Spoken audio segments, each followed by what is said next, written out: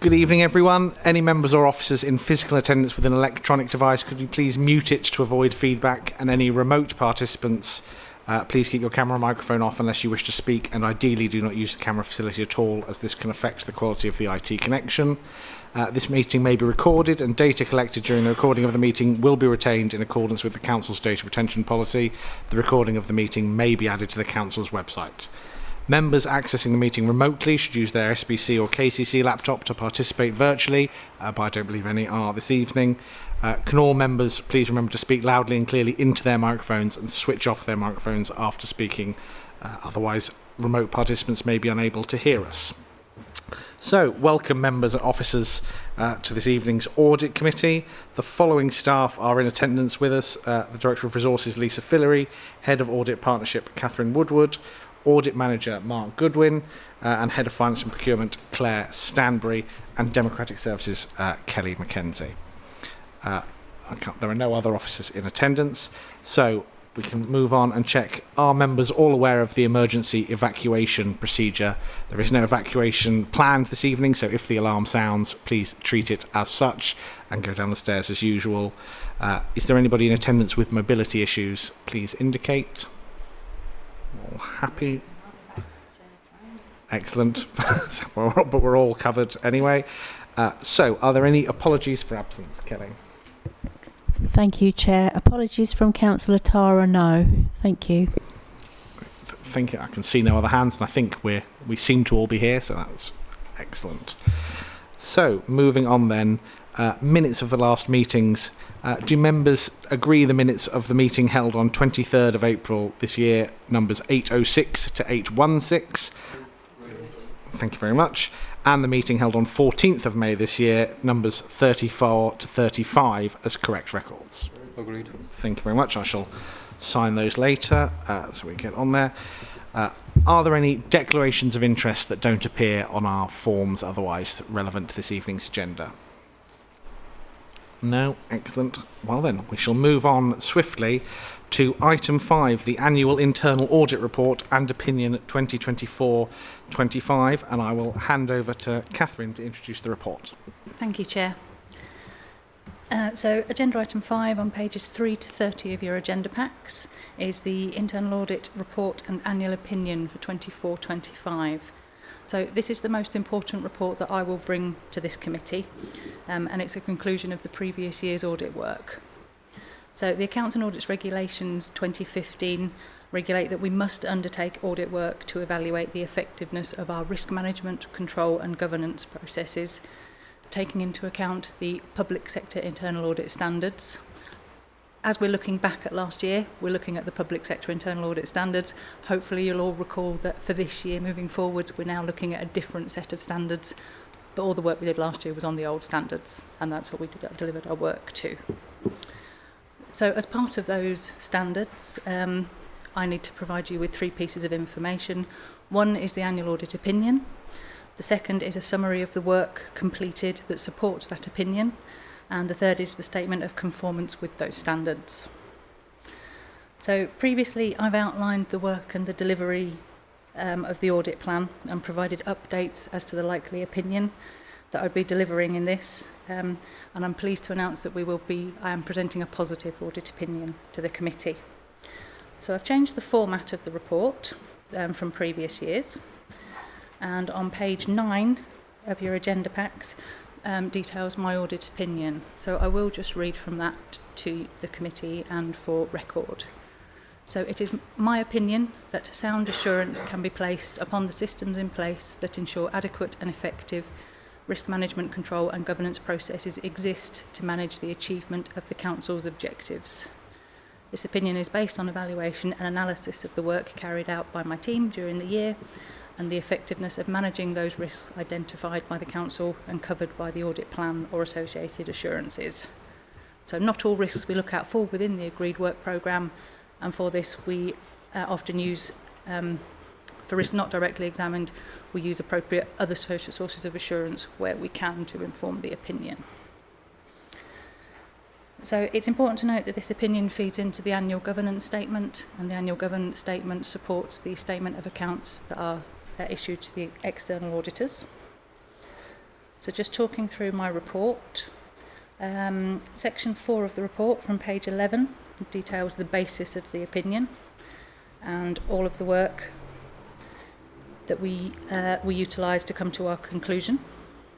It also details additional sources of assurance that I have drawn upon to arrive at the opinion as well. So the table at 4.7 from page 14 onwards details all of the audits and their assurance ratings, which you will see is a very positive picture with the majority either sound or strong.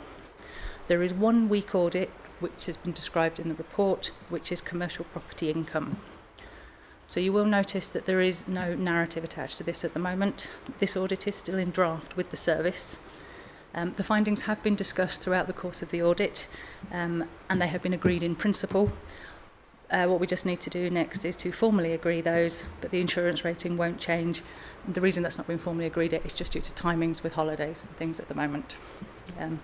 But that opinion, that assurance rating won't change. But I think you'll agree that collectively across all of the audits, it doesn't materially change the fact that there are sound controls generally operating across the authority. So with the additional sources of assurance, there are 4 of those that we have also used, and the table on page 25 details those. So my assurance has been supplemented by building control audit that's been done by the East Kent Partnership, because Swale is part of the South Thames Gateway Building Control Partnership. So that audit's been done by one of our other partners. We've received additional assurances from the Cabinet Office on our Public Services Network Code of Connection, or COCO as it's affectionately known. Legal Services have received re-accreditation from Lexel, which is the Law Society people, which is the standard that they aim to be. And Grant Thorntons have also completed the work on the Housing Benefit Subsidy Assurance. They're currently doing 23-24 as we speak, but we try to take that into account when doing the opinion. So I think one of the things, and I think this committee will be pleased to see, is the following up of actions. So I think it's really important to look at the table that's on page 27. So we have managed to clear off all actions from all previous years. So I think before you'll have been aware, and we've had officers come to the meeting to explain why some of these actions haven't been cleared off. But everything from before last year has now been cleared off, which is a brilliant position for the organisation to be in, which also helps to inform my opinion. Of the actions from 24-25, there is still quite a high number that are either not due yet or in progress. And one of the main reasons for that is due to the timings of the audits. So you'll recall I presented a progress report in January in which I explained that a lot of our audits have fallen into the back half of the year. So a lot of the audits that are detailed further up the report have only recently been completed in the last sort of 3 months or so, which is why a lot of the actions are still outstanding, as we need to allow a certain passage of time for the services to complete those actions. So I'm happy to take any questions if anybody has any on the annual audit opinion. Open the floor to questions. I saw Councillor Harrison first, but then... Thank you, Chair. 2 points of equal importance. The first point is in relation, there have been a spate of articles recently where we've suddenly discovered, going back like 10, 15 years, all this fraud. Not us, obviously. And as I said to the team before you arrived, I have been here however many years I've been here. There's something like that many, and that's being generous. So, you know, like millions of pounds worth at some of these places. I realise the importance of having the frameworks and everything else, and actually decent staff, obviously. Is it a combination of the two, that staff know what they're doing, they're given the ability to actually go off and dive in, or is it that some councils just ain't that bothered about it. And when it is millions and it is going back years, you just think, wow, what we could have done with that money. So that's the first point. The second point is closer to home, and I've took my finger out, so lost it. And it was on page 15. This is important.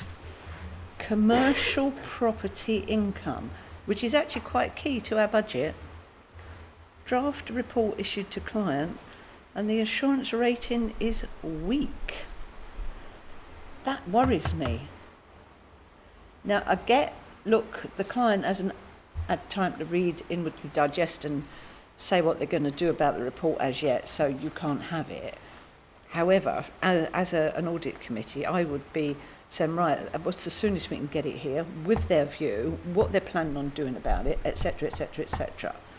Because I think, as I say, that's a key part of our budget. So those 2 points, thank you, Chair. Okay, so the first point about the instances of fraud, I'm not really sure there was a question there. I think that was possibly more of a comment. But what I suppose the question couldn't be, aren't we doing a fantastic job and haven't we got fantastic staff? I can't really ask that, can I? Put it in your answer. But what I can say is every single year, as part of the External Auditor's Value for Money conclusion, I am actually interviewed and asked to describe my thoughts about the processes within the organisation around fraud, how the organisation manages it, what processes and procedures we have in place, and what can be further improved with that. So as part of the audit work that we do consider fraud, we look at fraud risks, and we are going to be doing a bit more work this year around updating our fraud policies and raising that awareness within the authority. So it's one of those things, you can never be complacent as far as fraud is concerned, and that's something that we are intending on building upon and making sure it's not something that we ever want to drop the ball on, and we don't want to be one of those instances that other councils' audit committees talk about. So that's what I will say. I would like to add to that, yep. Sorry, Cathy. Yeah, and I think that's internal controls is the thing that Cathy's team are checking that we have in place. Turnover of staff also helps, and making sure that our staff take their leave when they're supposed to take it. Some of the big banks where the big frauds were happening, nobody took leave, so no one ever had to cover for them. And so it allowed that culture and the fraud to continue. So making staff take their leave, having separation of duties that we make sure that we do, double checking things when we need to, and those controls that are in there. We don't want to then triple check it necessarily, because then that we are overly resourcing some things, but it's making sure that we build the right processes in place to try and minimise the risk of fraud. But if somebody is adamant that they are going to try and default the system, they will try and find a way. But it's our role to try and make it as difficult as possible. Sorry. Thank you, Lisa. And on the second point, corporate property income, yes, I totally take your point. It is very important, and what I can say, obviously, until the findings are agreed, it's not really something that we can discuss in open session. But what I will do is, as soon as the report is finalised, I believe we've got a meeting in October, and I can certainly bring an update to that meeting so that you can see and understand what is happening. Because as part of my progress report, I think isn't due till January, but I think I will bring one in October, so you've got one earlier, so you can see the work that we've done up to now, and I will certainly include that in there so the committee can see it at the earliest opportunity that it's reconvening, if that would be helpful.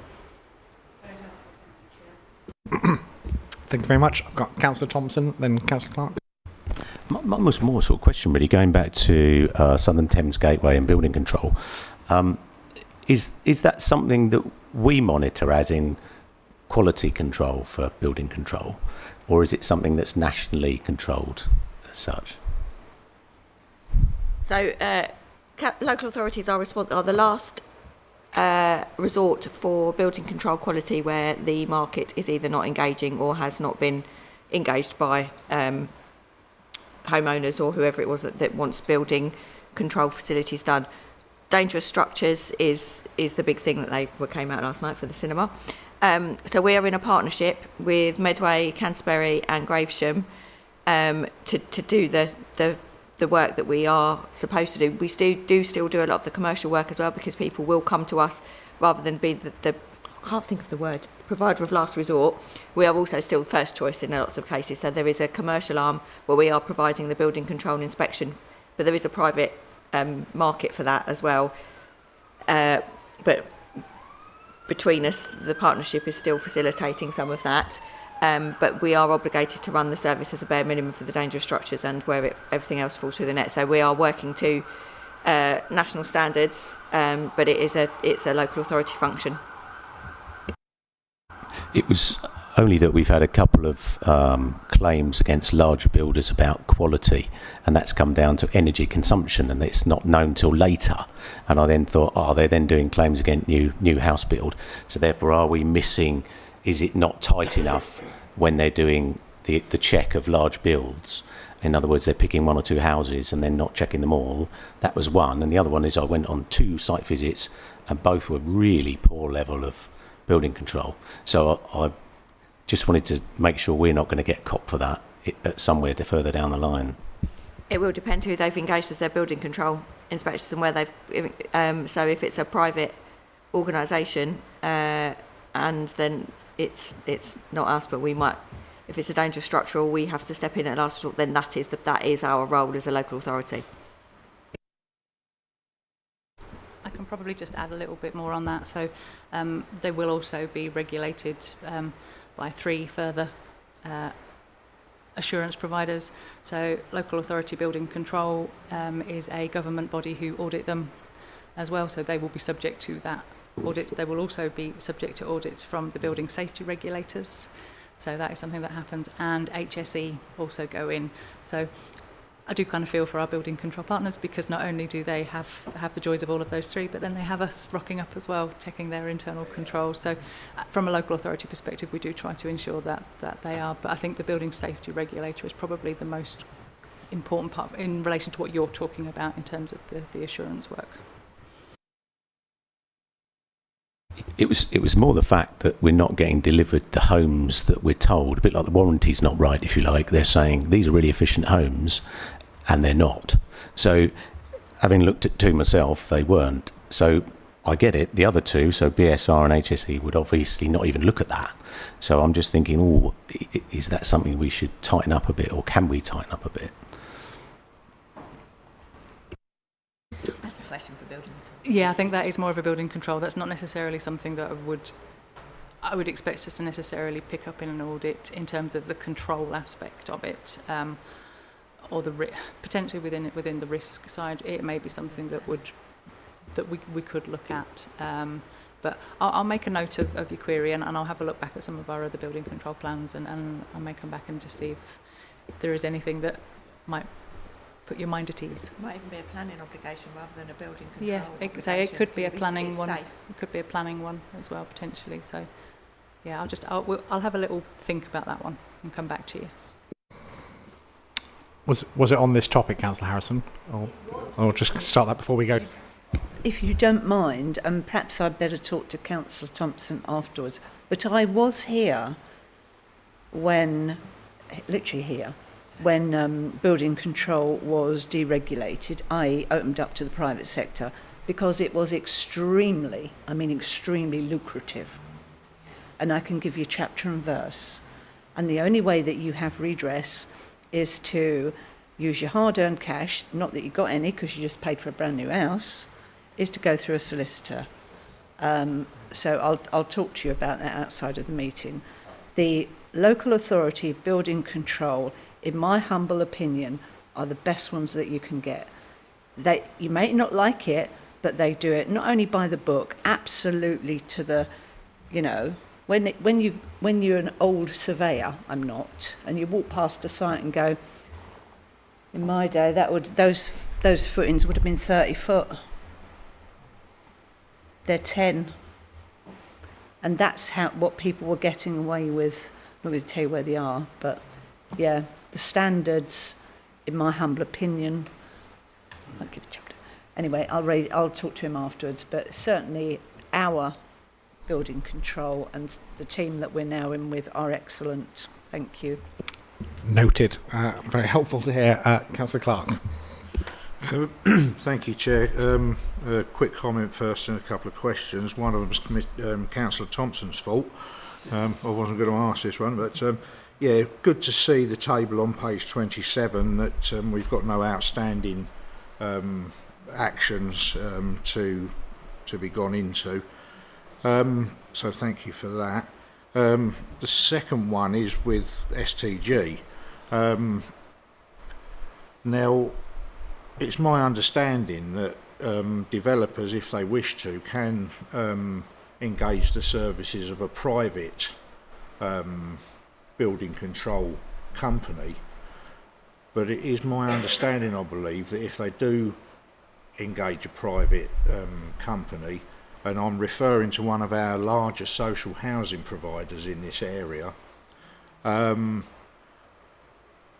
having spoken to STG, it's my understanding that the private company is supposed to be in regular contact with STG to make sure that everything is covered properly, and the company in question said, oh yes, we've been engaging with STG, etc., which STG deny.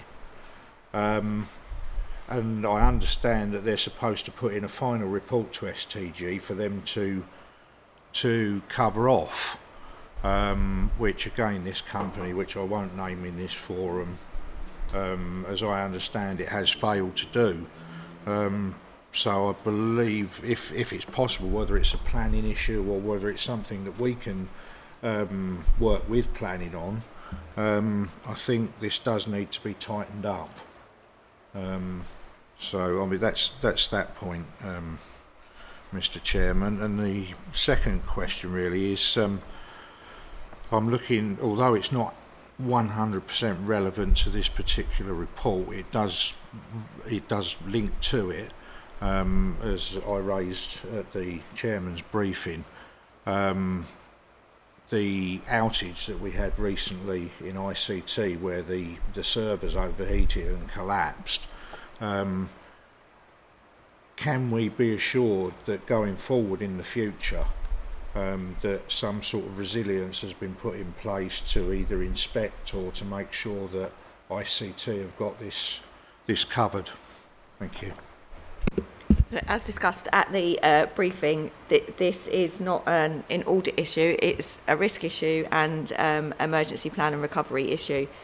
So since that meeting, I have discussed with the Chief Exec that we think that a briefing for members would be useful, because I think there was a little bit of misinformation about how long we were down for, how quickly the recovery was. We were down, I think it went up 4 o'clock on the Monday or Tuesday and was back by lunchtime the next day. I can't remember if it went down Monday or Tuesday. And I think, as we explained, there was a backup plan, but the backup failed. And so it was the mitigation that we had in place didn't work. And so but we were out for a very minimal amount of time. Lessons have been learnt from that. And so I'm going to be requesting a briefing note from the head of IT for members of what happened, what caused it, what we've learned and what we're doing in the future. But as Cathy said at the briefing, the emergency plans were invoked and the recovery plan was put back into place as is documented. So we don't bring everything back up at the same time, because then the chance that we blow everything again.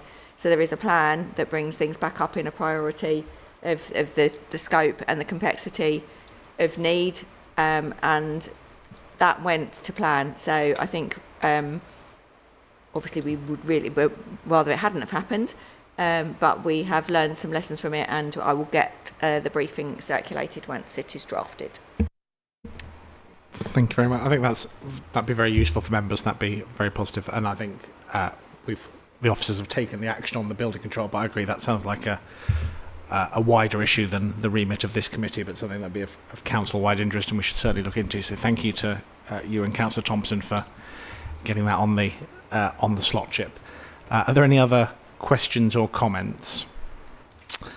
Just from me, a huge thank you for the very thorough report. It's very, very clear, and as you said, a hugely positive reflection of the response to Councillor Harrison's question, clearly officers cannot say we've got great officers doing great work, but that is very clearly the situation, and the report bears that out. So we should be very pleased on that front. So can I have a proposer and seconder for these recommendations, please? I've got Councillor Harrison and Councillor Carnell. All those in favour? That looks to be unanimous to me, so no against, no abstentions. And we shall move on to agenda item 6, the annual Treasury Management Report 24-25, and I shall hand over to Claire to introduce. Thank you, Chair. So this is the year-end report providing you with an update on the performance of our Treasury Management function for the full year of April 24 to March 25.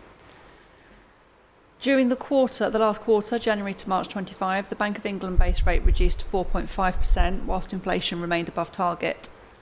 For Smile, the high interest rate meant that we continued to do well in terms of interest receipts on our short-term investments, and as these are higher than our borrowings, this has been an overall positive position for us. During the year, we received just over £1 million in investment income compared to a budget of £526,000. The income budget has been increased temporarily for 25-26 to reflect the fact that the base rate is dropping very slowly, and this will be reviewed each year. Interest rates are still expected to fall gradually down to 3.75% by the end of this calendar year, so not expected at all to hit the incredibly low levels that we saw for many years following the 2008 financial crash. Our borrowing remains largely on a relatively short-term basis, with all loans that were outstanding at year-end having less than a year until maturity. This allows us to manage the position as rates fluctuate, securing lower rates as loans are renewed or replaced. Throughout the year, inflation remained above the 2% target, with expectations that it will now be around 3 to 3.5% throughout 2025 before falling back to the target of 2% in 2027. At the end of the year, the Council held borrowing of £13 million, and average cash balances invested throughout the year were £21 million, which is reasonably consistent with previous years. Appendix 1 of the report shows the performance of the Treasury function against the indicators that were agreed in February 2024. Most targets were met in the year, but the operational boundary and authorised limits for external debt were both breached in relation to other long-term liabilities, which is effectively leases. The reason for these being breached is because of 2 car parks that we lease and that had previously been accounted for as rental agreements. There's been a new technical accounting requirement that's meant that we now need to recognise these on our balance sheet as lease liabilities. These are nothing new. They were liabilities that we already had, but they were being treated as rental rather than as a liability on the balance sheet. Now that we are accounting for them as leased assets, it effectively means that we need to amend our limits on the 25-26 strategy that was initially agreed in February of this year. And so the report details what those changes should look like. We need to do that so that we don't continue to breach the limits.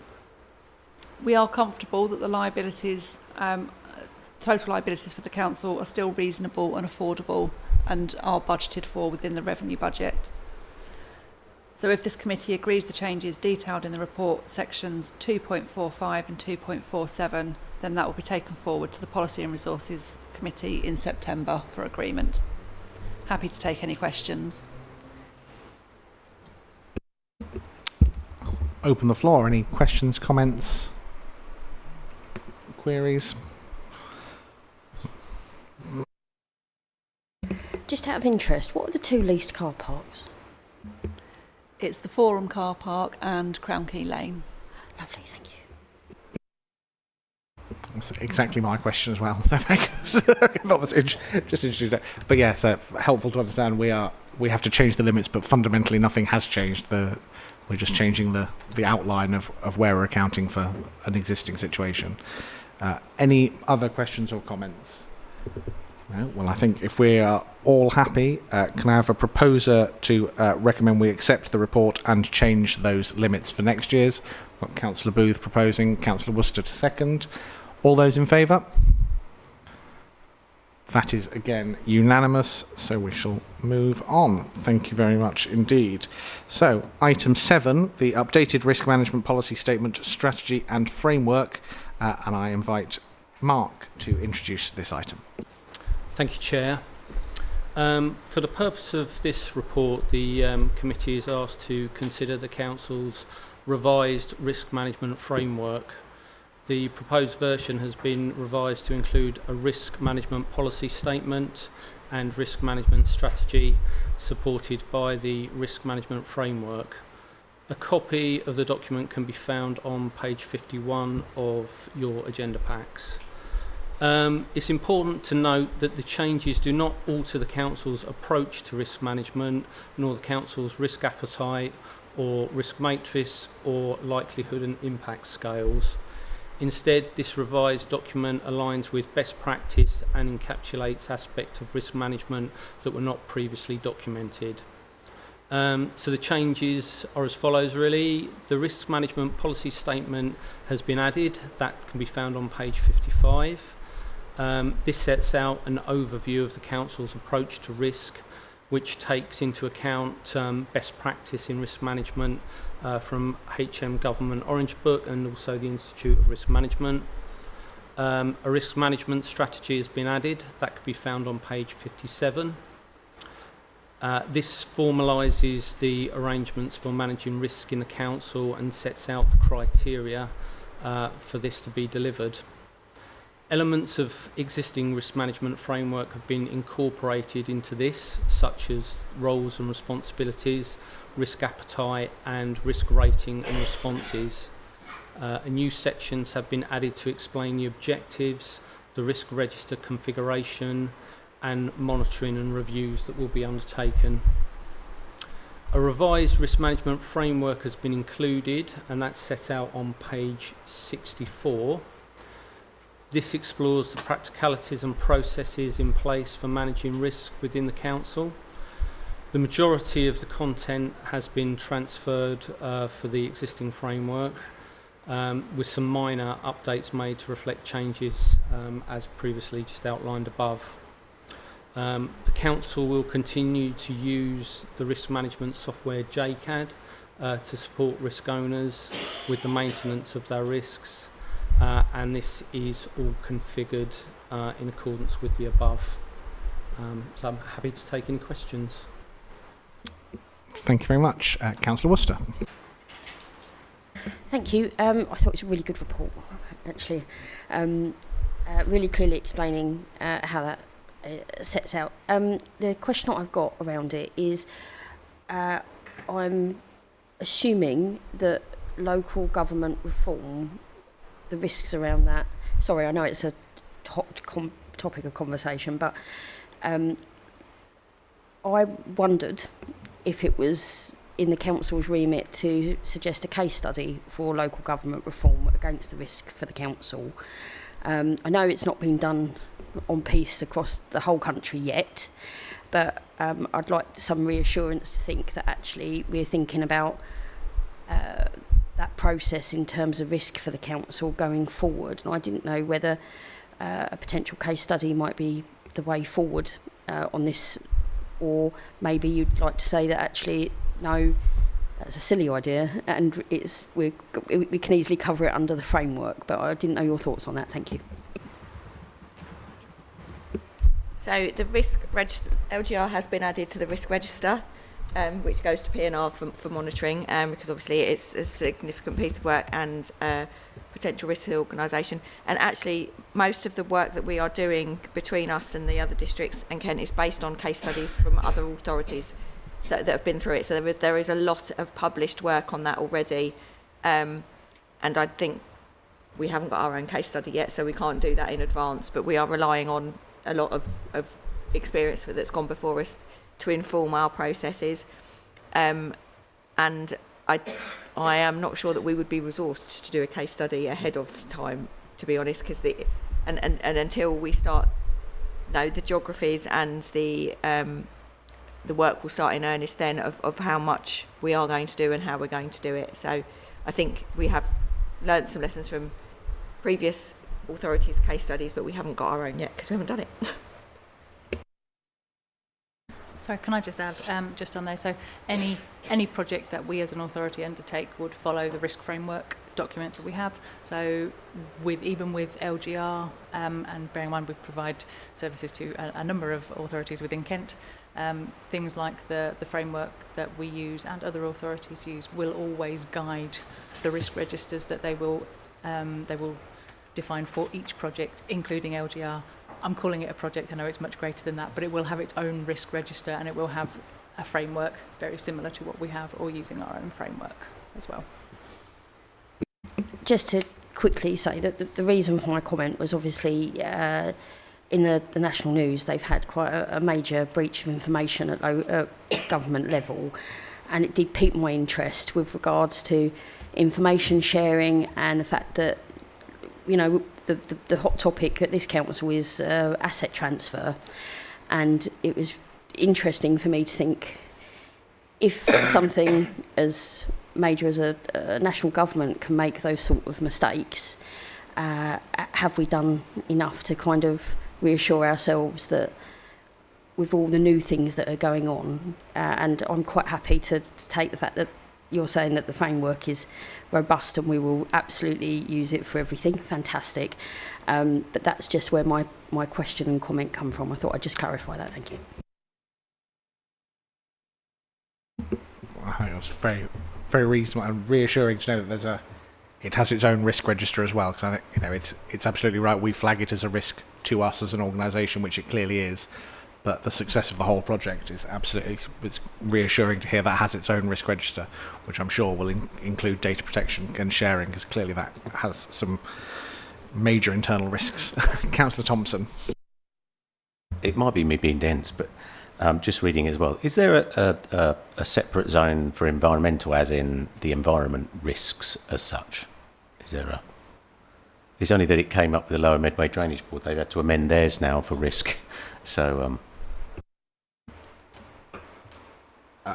I will hand over to the officer. My memory of the last time we read the risk register is that the climate crisis and its effects are one of the risks rated relatively highly and obviously relatively difficult for us to mitigate, but I shall wait for that to be confirmed.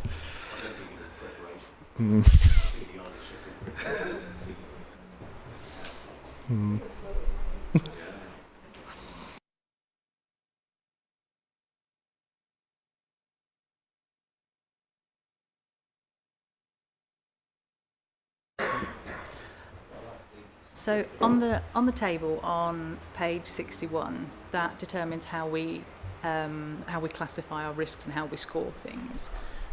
In terms of, so there are two areas there which it would fall under. So the first one is service, so particularly services relating directly to those environmental risks, but also strategic objectives, because obviously as part of our council priorities, that is one of our areas. So when we assess our risks, we think about what are the council strategic objectives, and that is obviously one of those strategic objectives. So that's where it would fit in that box, rather than us specifically putting down environment, because it only would impact a few things. And when we think of the overall, I think we've got approximately 140 risks that we look at from a corporate strategic level and an operational level. It would be quite a challenge to think of every single aspect that we could do. So we try to that would be incorporated, as I say, in the strategic objectives or the service directly. Okay.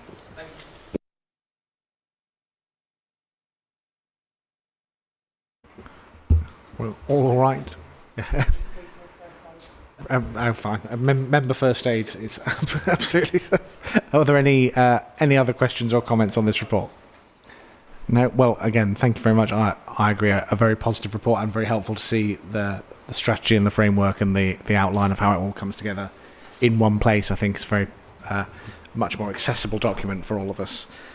So, if we are all content, can I have a proposer and seconder for this recommendation? Councillor Harrison and Councillor Palmer. All those in favour? That is, again, unanimous. So, thank you all very much. We shall move on to the item 8, updated whistleblowing policy. So, I'll hand over again to Mark to introduce. Thank you, Chair. For the purpose of this report, the committee is asked to consider the Council's refreshed whistleblowing policy. A copy of this document can be found on page 79 of your agenda pack. The proposed version has not been changed significantly from the previous edition in terms of its overall purpose and aims, but has been updated to include a wider commitment from management team as points of contact to raise concerns with, along with internal audit. That's set out at page 82. There's also a section included in the refresh policy regarding routes to raise other concerns, which is set out on page 81. And applicable policies that may apply there. There's signposting to external organisations, and there's been an outlined commitment for reporting to Audit Committee and for a review and update of the policy on a more regular basis. The policy presented to members tonight follows presentation to management team along with the Head of Human Resources and also the Council's Officer Contact for Unison.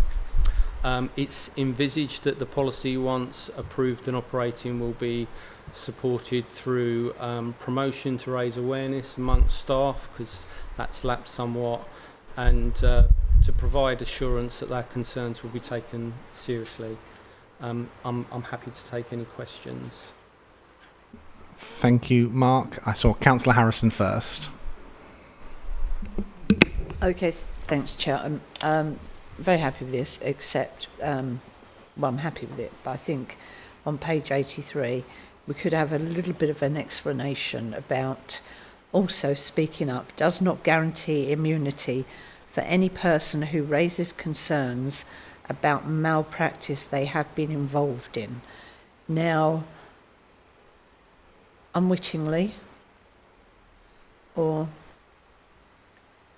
forcefully, there is a word, but if I'm being bullied into doing something which is wrong and I eventually find the oomph to raise it, I don't expect you to penalise me for it if I've been bullied into doing it. So I think that something in there, say unwittingly is probably the wrong word. I can't think what the right one is. Oh, that's it, yeah, coerced. I like that one. Yeah, coerced to do. But just something along those lines. I mean, you know, if you're, well, I wasn't getting enough of the slice, so I'm now going to report you. You're on your own, mate. But if you're being coerced into doing something which is wrong, and you do eventually, let's say, find the oomph to raise it, albeit confidentially, don't think you should be penalised for it. So I think I'd like something in there, thanks. So I think what's important there, so some of those issues that you raised, so using the words bullying, coercion, that kind of thing, that would fall under what are the council's grievance policies as well, so more HR policies rather than a whistleblowing itself. So if you are put under undue pressure or influence to act in a certain way, and you are raising a concern against it, that isn't what this is saying. What this is saying on page 83 is if you have knowingly not done your job properly, but you're trying to report the council for something that is a direct result of your actions by doing or behaving or acting in a certain way, that doesn't guarantee you immunity. Whether that might be something that we just perhaps need to reword so that it's possibly clearer. But that's what it is that we mean. So in those instances where people do feel that they have been coerced, undue influence, additional pressure that is part of the job, that would be something that would be more of an HR policy in terms of grievance and not necessarily covered by this policy. Okay?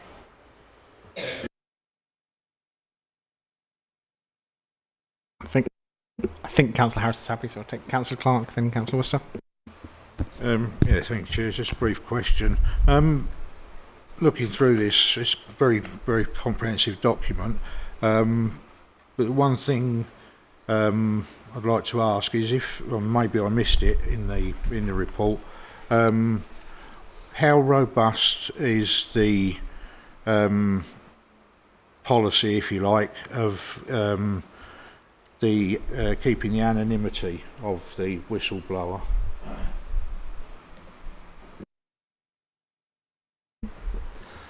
Thank you for the question. that sort of really would be something that will be assessed and sort of taken into consideration at the time of investigating the matter and also agreeing that with the individual.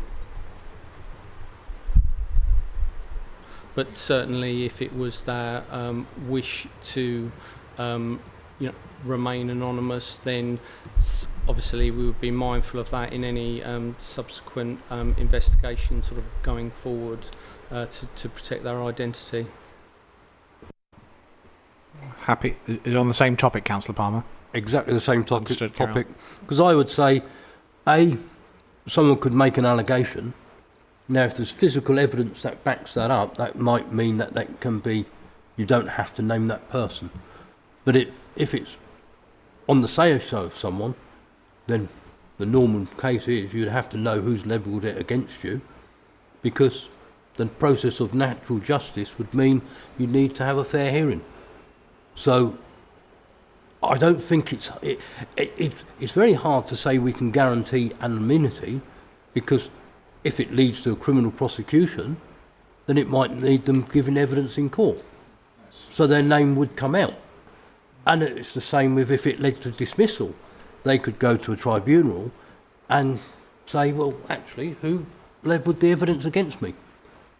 But if there's clear documentary evidence and you've got an audit trail and can prove something, then anonymity could be kept. But otherwise it couldn't, I would say, personally. Thank you. I think possibly another one for some tightening of language where we're clear that it's wherever possible and with respect to the individual's request. I mean, I think we're talking about relatively rare and few instances, but there probably are the occasional circumstances where we won't be able to do exactly as we might hope, which is clearly not ideal, but should reflect that. Councillor Worcester? Super injunction. Well, that's an option for some people. Councillor Worcester. Thank you, Chair. A couple of points. So I think it's great that we've got whistleblowing policy. I think it's the right thing to do, absolutely. A couple of points when I was reading the policy. I think it's quite right for whistleblowing and safeguarding to be as umbrella as possible. So people raise more issues and then you can define those and resource those through investigation or discussion, rather than people thinking, oh, I don't know if that comes under that policy, so I'm not going to raise it. So that point was really good. Around the language, some of the language that is used. So, for example, who can raise concerns? Anyone that works at or for or all council levels. The concern that I have is that quite often I've been reminded that councillors don't really come under, works for the council. We're not kind of employees. I thought maybe it might be good to have the leader co-sign this policy in the start, because then it would give reassurance that both it covers both employees and councillors, because councillors should be able to access the whistleblowing policy as well. And we need to make that really obvious so that it's good practice, I think, to do that. And the other thing that I wanted to just raise quickly was that in the policy I couldn't see, and you might be able to tell me that it's here and I haven't seen it, because we're including external contractors and third parties, people who work with the council. I think it's an interesting conversation to say, well, where is this policy going to be shown? So it will be at the council's website, absolutely. But, for example, if we're saying to third parties, so I'm just going to pluck one for an example, ground maintenance contract, are we doing any work around making sure this whistleblowing policy is something that they are showing and they are having in the workspace to make sure that people know of its existence at all levels of our third party contractors? And it might be good in the policy for especially Swale House to dedicate areas where this policy is up on the walls, so you don't have to access the internet to get access to the policy. For example, really good practice I've seen when I've visited the bathrooms, there is really great information about domestic violence support on the backs of toilet room doors. I think maybe we could dedicate some areas where this whistleblowing policy is also shown in hard copy around the building. potentially. And if we make a start by doing that in our buildings, it might encourage our third-party contractors that they could find some visual space in their operations where people who we would consider working with us and part of that third party can also access it, if that makes sense. But those were just my 2 points. Thank you. Thank you for those comments. I'll certainly have a look and discuss with management about the co-signing of the policy with the leader.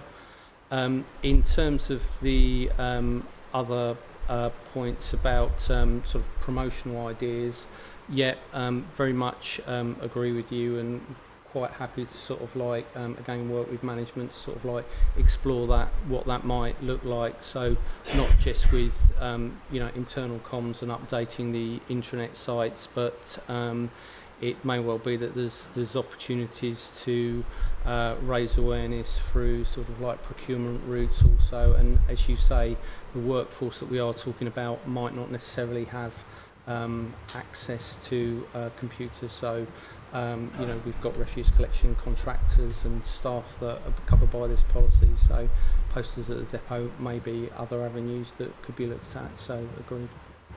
Just for our benefit, a good place might be to consider popping it in the photocopying areas. So, for example, you might undertake that personally by yourself as an individual activity. You've got access to the information there. You haven't got somebody, potentially your boss, looking over your shoulder. It might be the right place to kind of gain access to that information quietly for people to assimilate there, potentially. I'm not saying that the backs of toilet doors are going to be the right place for every bit of information, just to be clear there. Thank you. Yeah, I mean, I think the back of the toilet door thing really works for one pages. I don't think this is going to be for that. The procurement processes that we go through for our contractors as well do ensure that they have their own policies in place for their staff, and so they will have their own whistleblowing policy as well. It's just that, and there's very little chance, I would think, of a contractor wishing to see ours or even coming across it. But I think the point is that the policy means that the whistleblowing, anyone can whistleblow if something that's not right. So, and I think for our staff, access to it electronically is probably a safer way of doing it than a hard copy where anybody can see you in the building. So we can make it available, but I'm not sure that for staff that's going to be the best route. Thank you. I've got Councillor Booth.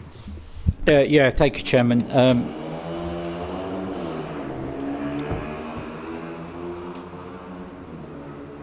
Thank you. Yeah, please. I was going to make a similar comment to Lisa's comment. You know, we have hundreds of contractors coupled to this organisation, some of which will be 2 or 3 man bands, some of which will have over 1,000 employees. On the scale of what my experience says, this is a robust and substantial document on whistleblowing and covers everything that I've experienced in my career. I think, again, we're on dodgy ground if we start looking at councillors. We're bound by a constitution, and members are bound by a code of conduct, which is different to officers and employees of this council. And I think we need to be careful not to muddy the waters between that. There's a process that members can go through if items that are identified in the whistleblowing policy here occur during our period of office. There is a tried and trusted method that happens. And let's not blow this out of context, respectfully. I would doubt if we're getting more than 10 whistleblowing episodes a year. I would doubt. If we are getting more than 10, we've got a substantial issue from the top down. That would be my comment. But if we're seeing 10 on the scale of what this organisation is, I think that's a reasonable effect. Thank you, Chairman. comment note. So Councillor Palmer and then Councillor Harrison. I think Lisa covered it. Normally, if you don't have a whistleblowing contract, the council normally has in their procurement thing contract saying you need to follow our policies and procedures, and and they have them in there. And yeah, I don't see a problem having members in. It could be anyone. It could be a partner. The HMRC makes a lot of money during divorce when partners do phone them up and tell them what the other half's been doing. So don't upset your partner, whatever you do, if you're doing. But I was interested when Councillor Booth said about 10. I would have thought that was quite high. I would have thought, if you said to me we've had 9, I would say that's high for a borough council. All right, I'll say 3. But it all depends the scale. But can you report and say, well, actually, in the last 5 years we've only had 1 case, or we haven't had any, or we've had 2 cases but both not found, or no evidence, or no substantial backup? Because we don't know. Is there a problem? Is there not a problem? I would say there isn't, personally. But if you don't know, it leads to that. I think just on that point, so if there were a significant number of whistleblowing inquiries and queries, it would be something that I would report to this committee anyway, if there were significant numbers. So just in terms of numbers, for this authority, I have looked at 1 over 3 years. So rather than 3 a year, we're looking more like 1 in 3 years. But I think what we do also need to be mindful of is that, are people aware of the policy? This is where awareness needs to be raised, and what I don't want people to think is that they can't raise things if they have queries. So this is why we're trying to we've got the new policy in place, and why we want to raise awareness so that people don't feel afraid if they have concerns, that they can raise them with us. I'm coming back on that because, again, the policy is only as good as it's known, and as good as people feel that if they raise something, it'll be listened to. So do we look at comparable councils and say, why have we only had 1 in 3 years and they've had 5 in 2 years? Do we look at, is there a trend? We're a better council to work for. Yeah, and again, you could bog yourself down in all sorts of things. So I accept what you're saying is we've got measures in place, they're fairly robust, staff know about them, we need to make sure that they're safe and protected as far as possible. Thank you. I think that's a good note. Councillor Carnell? My one was on the what if I'm not satisfied, and you can raise the matter with Mid-Kent Audit or the Chief Executive. Is there any appeal against the decision? Is there another way you can go, or is that it? If it's come back,